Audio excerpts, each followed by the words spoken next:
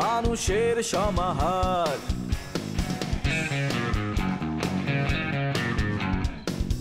ভেতর আর বাহিরে চলছে উৎসব অপেক্ষার। এই শহরের হাজারো বাড়ির মতো নিয়ে হাসি কান্নার গল্প যত। এই শহরের হাজারো বাড়ির মতো নিয়ে হাসি কান্নার গল্প যত। প্রতিবার এখানে বেজে যায় calling bell, calling bell, calling bell, calling bell, calling bell.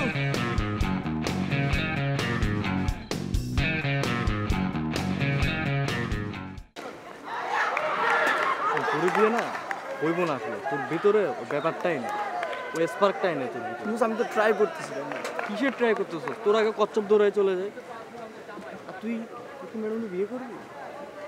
তুই ম্যাডামের সাথে একটু টাইম পাস করলি, একটু মজা করবি। আমি করবো, বিয়ে করবো। সচিন টেন্ডুলকার করছে না, অঞ্জলি রে, আর অভিষেক বচ্চনও তো করছে। সমস্যা কি? সচিনের সেঞ্চুরি কয়টা? 100টা। আর তুমি মাঠে নামলে গোল্ডেন ডাক মেরা চলে আসো। আর শোন, তোর বয়স কত? 16। ম্যাডামের হচ্ছে 28। বুঝতে হবে ব্যাপার। কি বুঝতে হবে?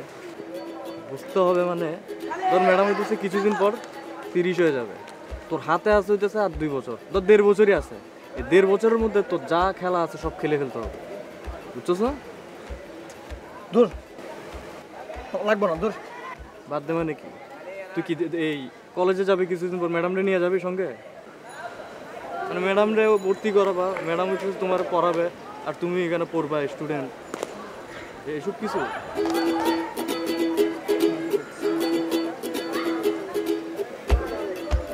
শোন, তোর করতে হবে কি, তুই নিজেরা একটু আপডেট করা লাগবে, বুঝছস? তুই করবি কি, বেশি বেশি রোমান্টিক সিনেমা দেখবি। তুই এক কাজ কর, তুই আমাকে 100টা টাকা দে, আমি তোর জন্য কিছু রোমান্টিক সিনেমা নিয়ে আসি। লাগবো না, যা। লাগবে না মানে আর লাগবে? তুই আমার চেয়ে বেশি বুঝোস এগুলা, বুঝোস না? দে 100 টাকা তো না। 100 টাকা পারলে তাহলে বাড়াই দে, বেশি লাগে। ডিভিডির দামও যা বাড়ছে, বুঝছস?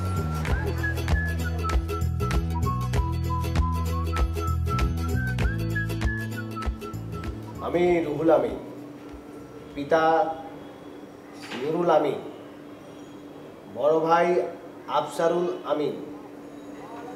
ঠিক আছে? জি। আপনি কি? আমি ইলিয়াস কাঞ্চন, হ্যাঁ। উপস্থাপক। হ্যাঁ, মহাব্যবস্থাপক।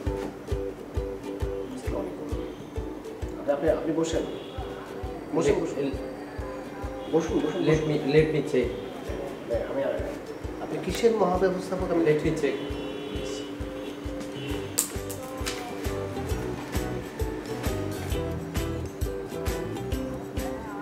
সহকারী ব্যবস্থাপক পদে আমি নিয়োগ পেয়েছি, কিন্তু এখনো আমার নিয়োগ অ্যাপয়েন্টমেন্ট লেটার এখনো আমি পাইনি। আমি শিক্ষানবিশ হিসেবে দায়িত্ব পালন করছি। ইলিয়াস কাঞ্চন সাহেব, আপনার চিত্র জগতের ইতিহাসটা কি বলুন তো? সে এক দীর্ঘ ইতিহাস। 80-র দশকের শেষের দিকে যখন বাংলা সিনেমায় ঝড় বয়ে যাচ্ছিল, তখন আমার বাবার জীবনে তুফান হয়ে এসেছিল। মা মা মা মা, সবাই বলো মা মা, মায়ের দাম কি হয় না, পৃথিবীতে মায়ের নেই তুলনা, মা গো তোমার নেই তুলনা। ছবিটা দেখেছিলাম, 80 দশকের শেষের দিকেই হবে, অনেক সুন্দর ছিল। হ্যাঁ, তারপর জাস্ট আমি কি একটু ইনক্লুড করতে পারি? বেদের মেয়ে জ্যোৎস্না ছবিতে বিখ্যাত ওই গানটি ছিল, বেদের মেয়ে জ্যোৎস্নায় আমায় কথা দিয়েছে, হাসি হাসি বলে জ্যোৎস্না ফাঁকি দিয়েছে, বেদের মেয়ে জ্যোৎস্নায় আমায় কথা দিয়েছে, হাসি হাসি বলে জ্যোৎস্না ফাঁকি দিয়েছে। হাসি হাসি না, আশি আশি বলে জ্যোৎস্না ফাঁকি দিয়েছে।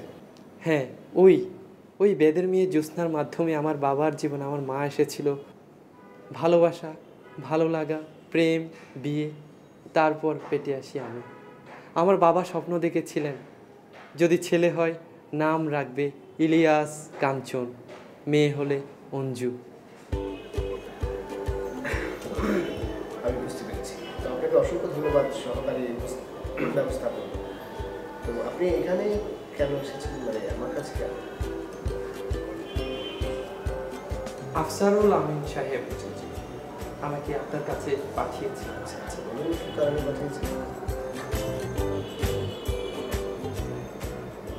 পাঠিয়েছেন কেন? আফসারুল আমিন সাহেব আপনার কাছে আমাকে পাঠিয়েছেন। ইলিয়াস কাঞ্চন সাহেব, আপনার যদি মনে পড়ে কেন পাঠিয়েছেন, তাহলে আপনি মনে করে আবার আসবেন। হ্যাঁ? জি আসুন। জি, আমি আমি আমি আমি মনে করে আসবো। ঠিক আছে।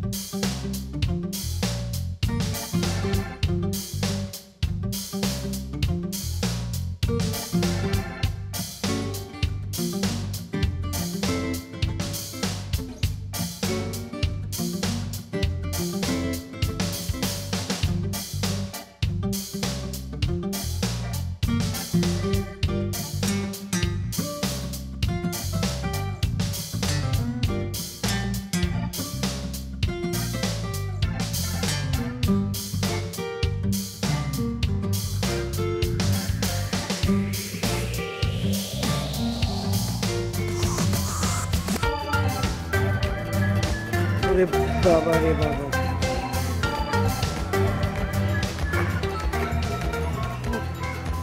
দাও। না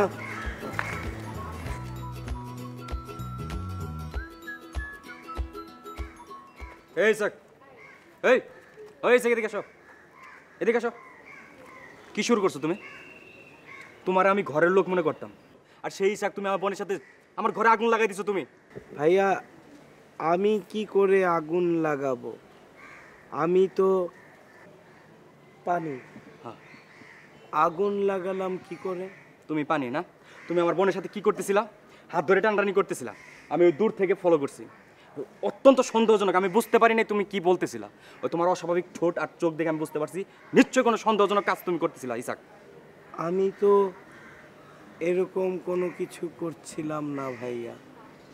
আসলে ও হ্যাঁ, আমি ওর সাথে দেখা করেছি। আসলে আমি ওকে নোট দিতে এসেছিলাম। নোট দিতে এসেছিল না? তোমার হাতে কোনো ধরনের কাগজপত্র আমি দেখতে পারিনি, তার সাথেও কোনো কাগজপত্র আমি দেখিনি। কিভাবে তুমি তার পড়ালেখা করো? আর তুমি তো পড়ালেখা বহুত আগে শেষ করছো, তোমার পড়ালেখা তো শেষ। তুমি ওর সাথে পড়ো, তুমি ওরে পড়াবা। ভাইয়া, আমি আগে পড়ালেখা করেছি না, ওইসব নোট তো আমার কাছে আছে। আর এখন তো নোট মানিব্যাগের চিপাতেই থাকে। মানিব্যাগের চিপে মানে বুঝলাম না ব্যাপারটা, বুঝাই বলো তো। মিনি এসডি মেমোরি কার্ডে নোট দিয়েছে। এসডি কার্ডের মতো নোট থাকে না? ফাজলামি করো আমার সাথে। এই যে আমি আপনাকে ছুঁয়ে বলতেছি, বুঝতে পারছি। আমি নারীদেরকে অনেক সম্মান করি। আপনার বোন আমার কাছে অনেক সম্মানজনক অবস্থানে অবস্থিত। আপনি ভুল বুঝে আমাকে হয়রানি করছেন। আশা করব আপনি আমাকে পরবর্তীতে আর কখনো কোনো রকমের হয়রানি করবেন না।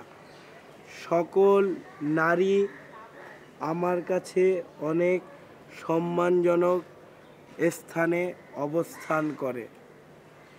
আশা করি আপনি আমার কথাগুলো মাথায় রাখবেন। ধন্যবাদ।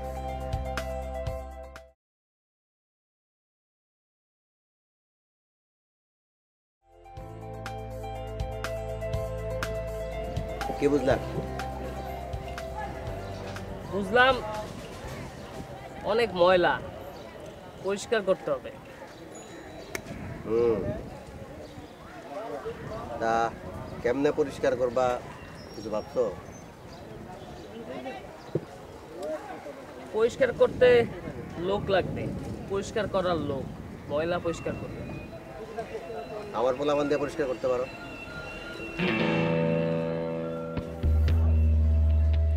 আমি চাই না আমাদের নিজেদের মধ্যে কোনো ঝামেলা তৈরি হোক।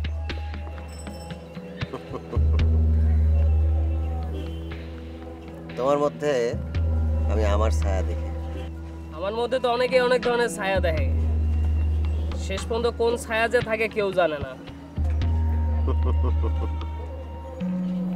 পারভেজ, লিডার হইতে হইলে সব দিকে খেয়াল রাখতে হয়। উপরে নিচে, ডাইনে বায়ে, সামনে পিছে, ছোট বড় সব দিকে। তোমার সেই গুণটা আছে। এখন কি করবা? লোক কি তুমি ঠিক করবা? অনুমতি দিলে আমি আমার লোক দিয়ে কাজটা করাতে চাই, তাতে ঝামেলাও কম হবে, সন্দেহের প্রবণতাও কম হবে। তাতে আমার কোনো আপত্তি নাই, কামটা আমার হইলেই হয়। কিন্তু তুমি কি ভরসাবান পোলাবান দিয়ে কামটা করাইতে পারবা? ভরসা ভরসা রাখতে না পারলে আগেই জানাই দেব। পারভেজ আমিন একবার হ্যাঁ বললে হ্যাঁ, না বললে না।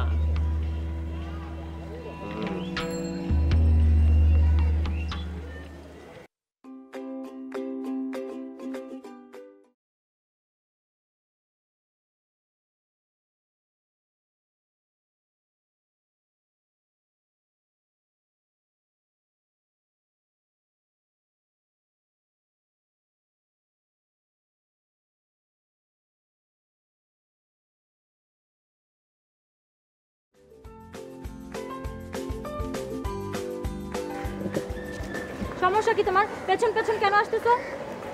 দেখো, তুমি আমাকে শুধু শুধু ভুল বুঝতেছো। মানে তুমি যেটা ভাবতেছো আমার আমার সাথে ফারিয়ার কিছুই নেই। মানে শোনো, আমি ভুল টুল কিছুই বুঝতেছি না। আমি শিওর ফারিয়ার সাথে তোমার কোনো একটা চক্কর চলতেছে, নাহলে কি তুমি ও রাত 12টার পর ওর সাথে কথা বলবো নাকি? আর বাবা, চক্কর টক্কর কিছুই নেই। আমি তো বললাম যে আমাদের অ্যাসাইনমেন্টের কাজ আমরা একই গ্রুপে, মানে ওই জন্য হচ্ছে ওর সাথে আমার কমিউনিকেট করতে হচ্ছে। আমাকে আর নচয় বুঝাইতে হবে না। দেখো, তুমি ভুল বুঝতেছো, আমাকে কিছুই বুঝতেছো না। আর দেখো, একটা মানুষের প্রতি ক্রাশ থাকতেই পারে। ব্যাপারটা এমন না যে এরপর আর নর্মালি মেশা যাবে না। দেখো, তুমি চিন্তা করে দেখো, তোমার প্রতি যদি কেউ ক্রাশ খায়, কেউ যদি তোমাকে আই লাভ ইউ বলে, মানে ব্যাপারটা নিয়ে আসলে কিছু করার নেই। মানে ওখানে আমি কি করতে পারি বলো? ও এই অবস্থা না? তার মানে তোমার উপরে কোনো মেয়ে ক্রাশ থাকলে তুমি তাকে না করতে পারবা না, নিজেকেও কন্ট্রোল করতে পারবা না। আর আমার উপরে কোনো ছেলে ক্রাশ থাকলে, আমাকে লাভ ইউ বললে, আমার পেছনে ঘুরলে, তাকে তুমি কিছু বলবা না, তাই না? তুমি জিনিসটাকে শুধুই লম্বা করতেছো। ব্যাপারটা এমন কিছুই না, আমি ওটা মিন করি নাই। তুমি প্লিজ একটু ঠান্ডা মাথায় চিন্তা করো। শোনো, আমি ভুল বুঝতেছি না, আমি ঠিকই বুঝতেছি। তুমি যতদিন পর্যন্ত এইসব ফারিয়ে মারিয়ে এদের ছাড়তে না পারবা, আমার সাথে কথা বলবা না। আচ্ছা, তুমি যাও। প্লিজ। তুমি যাবা নাকি আমি লোকজন ডেকে সিন ক্রিয়েট করবো? মানে যাও যাও। তুই ওর সাথে এমন কেন করলি? ও তো কিছু করে নাই। আরে চুপ, আমিও জানি ও কিছু করে না। ওই যে ফারিয়া টারিয়া না কি যেন ওর ফ্রেন্ড, অনেক আগে ওর উপরে ক্রাশ ছিল, এখন আর কিছু নাই। তারপরে আমি আর কি ওকে একটু টাইটে রাখার জন্য এরকম করছি। আচ্ছা, বাট দেখ না, ছেলেটা তো কিছু করে নাই, তুই খামাখা ছেলেটার সাথে এমন করলি। ছেলেটা তো আর ধুর, তুই না এইসব বুঝবি না। এইসব ছেলেদের না সবসময় টাইটে রাখতে হয়, একটু লুজ দিবি মাথায় উঠে বসবে। এটা হচ্ছে মানে গরুর নাকে দড়ি দিয়ে যেরকম বেঁধে রাখা হয় ওই রকম। আমি হচ্ছে ওকে দড়ি দিয়ে ঘোরাচ্ছি। দড়ির 1 মাস তো আমার কাছে আছে বুঝছিস। আর হচ্ছে তোর মানে এখন যে আমি এটা করতেছি তার মানে হচ্ছে ও ভাবে যে আমি ওর প্রতি অনেক ডেডিকেটেড, সো ওর আমার প্রতি লয়ালিটি আরও বেড়ে যাবে। ও দেখবি 2 দিন পরেই ঠিক হয়ে যাবে। এই যে এখন আমি রাগ করতেছি, 2 দিন পরে যখন এরকম একটু কষ্ট দিব, তারপর 2 দিন পরে যখন ও আসবে আমি মেনে যাব, তারপর কী হবে আমাদের রিলেশনটা আরও ভালো হবে। আর ও না একটু চিপকু টাইপের বুঝছিস, ওর জন্য আমি রাজীবকে একটু সময় দিতে পারি না। তো এখন ভাবলাম যে ওর সাথে আসলে ঝগড়া করার কোনো ইস্যুও পাই না, পাইছে একটা ইস্যু, ঝগড়া করলাম। এখন ও কয়েকদিন পর, আর এখন রাজীবকে একটু সময় দিতে হবে, বেচারা বুঝিস তো।